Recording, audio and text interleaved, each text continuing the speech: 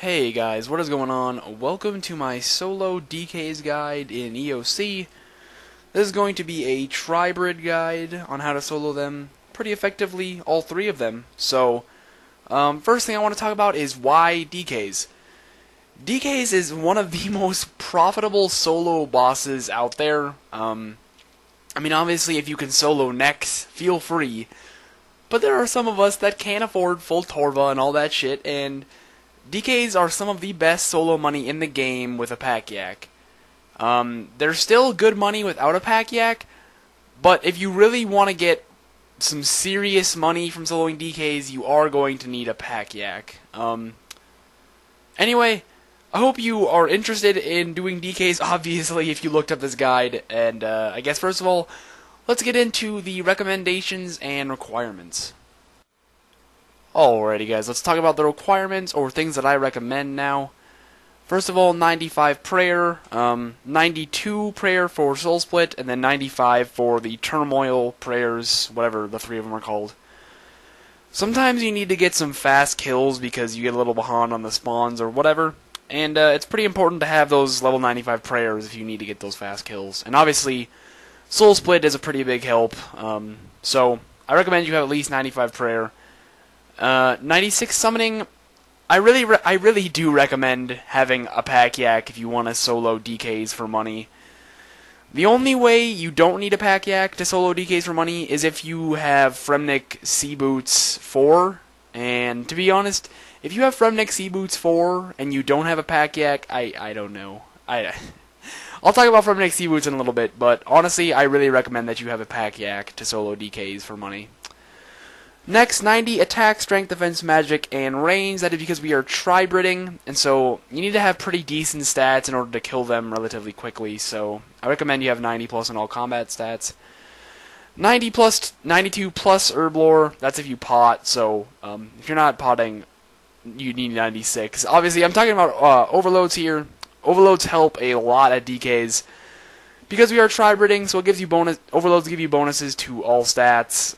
So if you can use overloads, it's pretty helpful. I guess you could do fine without overloads, but once again, I recommend them. And then lastly, this is an actual requirement: a friend. You need a friend to get into DKs. Well, I guess you don't need a friend. You just need someone to help you into DKs. I will go over that in a little bit on why you need someone to help you in, but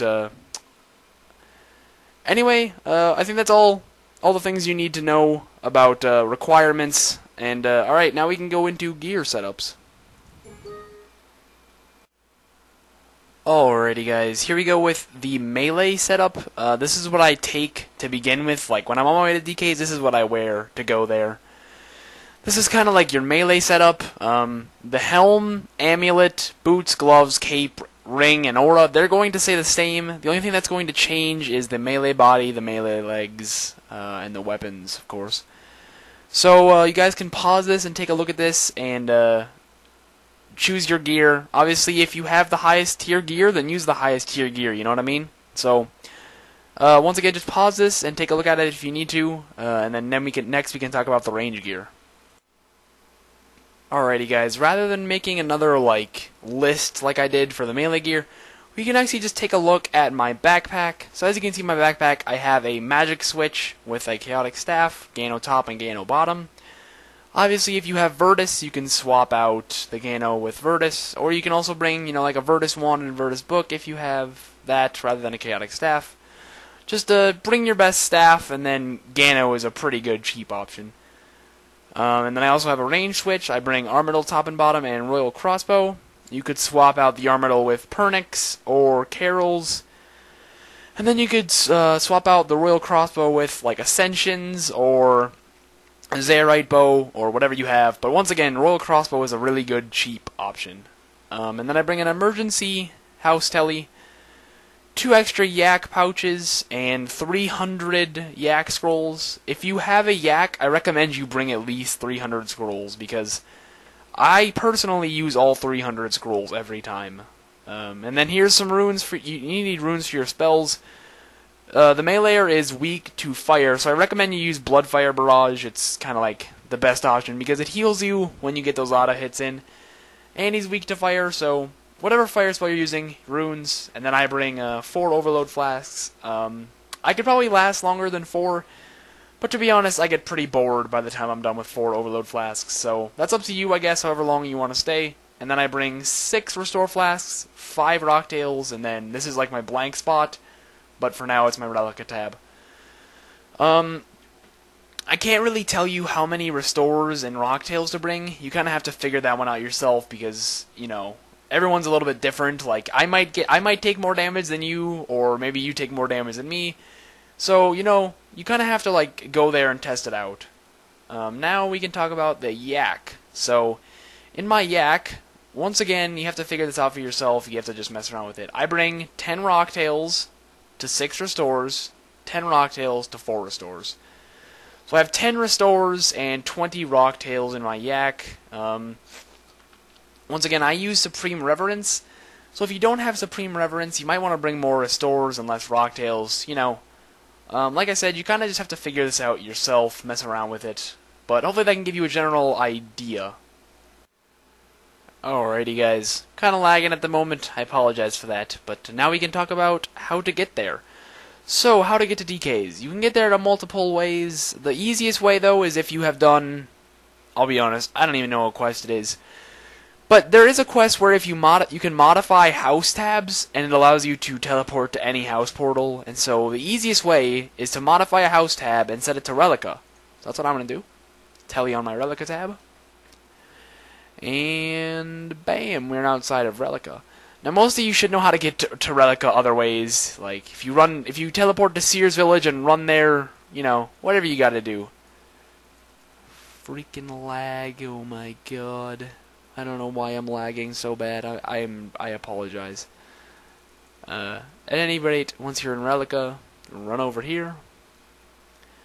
And go to the most western dock and travel water berth with Jarvald.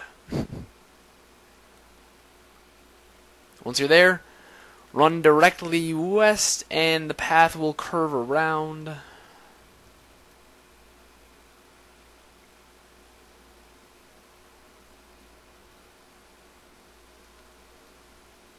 And then it'll go south a ways. And then you are here. Here's the cave entrance right here. I'm going to have to find somebody to help me into DKs, so I'll be back once I do that. So what I recommend is get here and then find a partner, and then once they show up here, you can go down. I guess one more thing I almost forgot. I should talk about ability bars. It's not too terribly important what's on your ability bar. I guess we'll just start. I mean, I may as well show you what I have on mine. So first of all, my first one is my magic tab. I mean, honestly, if you're trying to solo DKs, you should kind of know a good setup. So, you know, if you're using a staff, you know, rack, impact, sonic wave, make sure you have, you know, your asphyxiate, metamorphosis. You know, I don't feel like I really need to go over ability bars because there's nothing too important, like, that you need specifically. The only one I think that's kind of important is on your melee ability bar. Now, a pretty important thing on your melee ability bar is this guy right here. It's called Debilitate. And if you don't know what Debilitate is, it reduces damage you take by that enemy for 50%, by 50% for 10 seconds. So it halves the damage they do to you for 10 seconds. Supreme can do some damage to you. Let me say that. Supreme can kind of pack a punch. And so what I do is I attack Supreme, I debilitate him, get up to 100%, use Berserk, and, you know, I don't know why I'm talking about that part. I'll show you when I get down there. But that's really one of the only important things you need on your ability bar is Debilitate for your melee ability bar. Also, of course, Berserk, Assault. I mean, like I said, if you're trying to solo DKs, you should kind of know what you should have on your ability bar, like just good abilities. And then range, you don't need anything specific on the range bar, just make sure you have rapid fire, I guess. Anyway, I guess if you needed more help with your ability bar, I'm sorry, but you should kind of know what you need. Anyway, I'm gonna find someone to help me into DKs, and then I will be back and I can show you guys how to get in. Alrighty guys, so I have my friend here and he is going to help me into DKs. Shout out to him, Line Sprouts, aka Kev previously. So what you want to do is go down and head directly west, actually northwest. And as you can see here, there are two pressure plates. You need to stand on one and your partner needs to stand on the other one. You're going to open it. Once this one is open, head directly south.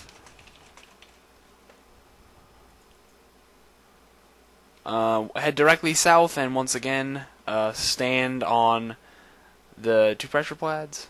Open the door. And then what you want to do... No, he needs to go up. You need to go up. Okay, there we go. So what your partner needs to do is go west on that second one. And once those two are open, you need to run back north and back up this way. You have to kind of be quick because the door... See, the door just closed. You have to be relatively quick because the door will close on you. That's why you need a partner. You have to have them help you open the doors, and then they go up the south one and you go up the north one. So once you get here, you're going to want to equip your crossbow and shoot this thing, this door support. Shoot that with your crossbow, and then he runs over and breaks your door support, and voila, you're in. Okay, now that you're here, here's a ladder. Here's a ladder, thank you so much. Of course, tell your partner thank you. Here's a ladder, you want to climb down the ladder. I usually just pray mage the whole way through. It's the best thing to do because these Walasakis do hit a little bit. Like obviously these guys use range, so if you want to switch your prayers, you can. I just leave pray range or pray mage on usually. Here's a quick spot to quickly rest. Sorry, drinking the water. Let me rest really quickly. Okay, we're actually full, so put pray mage on and carry on. You're gonna want to head straight south. Oh my god, why am I lagging? I'm not rendering a video. I don't know, whatever. Who gives a shit? Go down that ladder, head straight west, and go down this ladder. Okay, this lag is getting really annoying. Head straight west again. Go up the ladder. Go down the ladder. This can be kind of a pain in the ass. Head straight south, go up the ladder. Head straight east. Go down the ladder. And once you're here, now you're going to want to pray range because this is just a really long stretch of Dagannoths. You want to head straight east and then north up the ladder. I apologize for the lag. Back down the ladder. And then this is what I like to do. Once you get down this ladder, I like to kill a few Dagannoths to build up some adrenaline, and I'll show you why. You don't have to do this, but this is just personally what I do to try and regenerate some HP back. So just kill a few of these guys.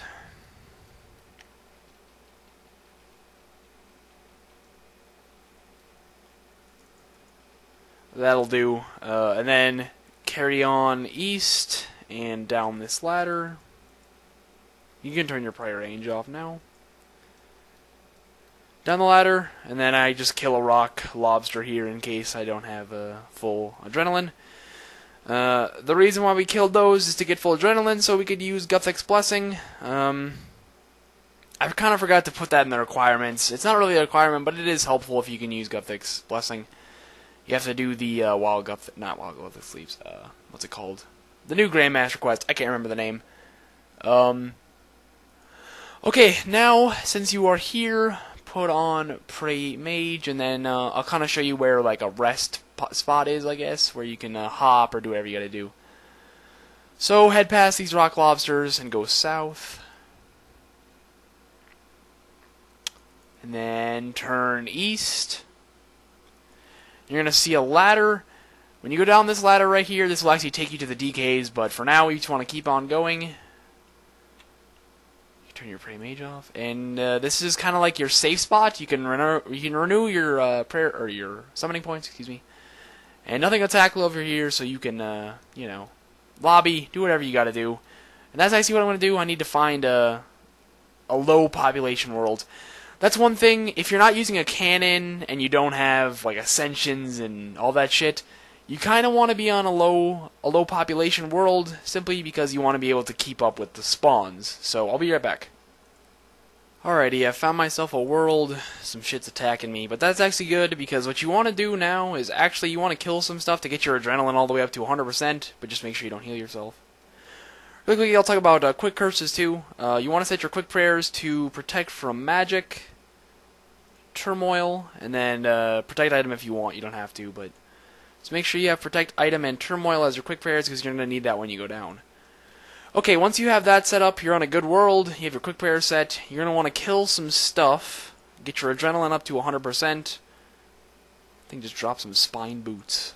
Shit. Like I said, get your adrenaline up to 100%.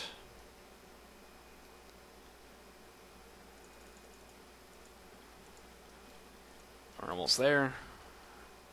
Okay, now we can head down the ladder. If you want to stall your adrenaline, you can use, like, freedom. You can use that so that it doesn't go down while you're running over there. Okay, so what you want to do is drink a dose of overload, head down the ladder, and turn on your quick prayers. So the first one you want to kill when you get down is Dagannoth Supreme. This is why you got 100% adrenaline. First of all, use Debilitate, and then use Berserk, and basically go to town. This opening sequence is where you're going to take the most damage because you have to tank all three of them at once, so just make sure you keep your health up, because trust me, it is a pain in the ass to get back here if you die. So, that's Supreme dead. Once Supreme dies, grab the loot, and equip your mage gear. Just head straight east, all the way over here, and get up against this wall, wait until he gets to you, you can attack him, and then go to this seaweed. And bam, he's safe spotted. It's pretty much the best way to lure Rex, in my opinion. You just get him all the way up against the wall, and then you just click on the seaweed right here, and he will almost always get stuck unless you go too early. But once again, while killing Rex, just do as much DPS as you possibly can. This, like I said, this first opening round, you're gonna take the most damage because you have to tank so much. And alrighty, there's Rex dead. Grab your loot and equip your range gear. I like to use what's this called? Anguish. I like to use Anguish for him. Just I don't know, just simply because I don't like it. It usually takes a little long. And of course, as always on all three of them, just do as much DPS as you can. Honestly, Dagannoth Supreme is the ranger, and he is the only one that actually takes tactic. Like, Supreme, you should use Debilitate and then Berserk, but as far as Rex and Prime go, you can literally just do as much damage as you possibly can. One thing to note is you kind of want to leave your adrenaline at 100% when you go to kill Supreme, so as you can see there, I left my adrenaline at 100. You're going to want to pray range now. Because he is dead, because the Major is dead, you can pray range, and you will take much less damage. So once again, Debilitate. Get your adrenaline back to 100. Berserk. And go to town on him. Just do as much DPS as you possibly can. Keep your HP above, like, 2,000. Because, you know, oh my lord, I got smited. Okay. See? Even people that know what they're doing, we still mess up sometimes. Alright. There is Prime dead, grab your loot. Supreme dead, grab your loot. Switch to Mage, and so on and so forth. This is how the cycle goes. I guess since the Mage's dead, I can show you now. Once again, the lure, let him get to you. Run on to the seaweed. And obviously, since you are safe spotting him, you can turn on Soul Split and get a lot of your health back. Well then, I think that's about all you guys really need to know. I showed you equipment, I showed you inventories, I showed you Yak, I showed you how to get here, and I showed you how to do the opening round, and now you are watching me do carried on rounds. I guess I'll just keep going for a little bit to keep showing you guys. That's really all you need to know though. Just go in that order, kill the Ranger, then the Meleeer, then the Major, and repeat. Yeah, I think that's all I really need to show you guys. Make sure you keep your prayer up. Oh, and of course, activate your aura. I almost forgot. Make sure you activate your aura. And other than that, I think that's all you guys need to know. If you have any questions, please let me know. If I left anything out of the guide, please let me know, and I can try and like add it in an annotation or whatever. But anyway, guys, like I said, any questions, leave me a PM. And other than that, I hoped you found this guide helpful, and I hope you enjoyed. I will see you all later.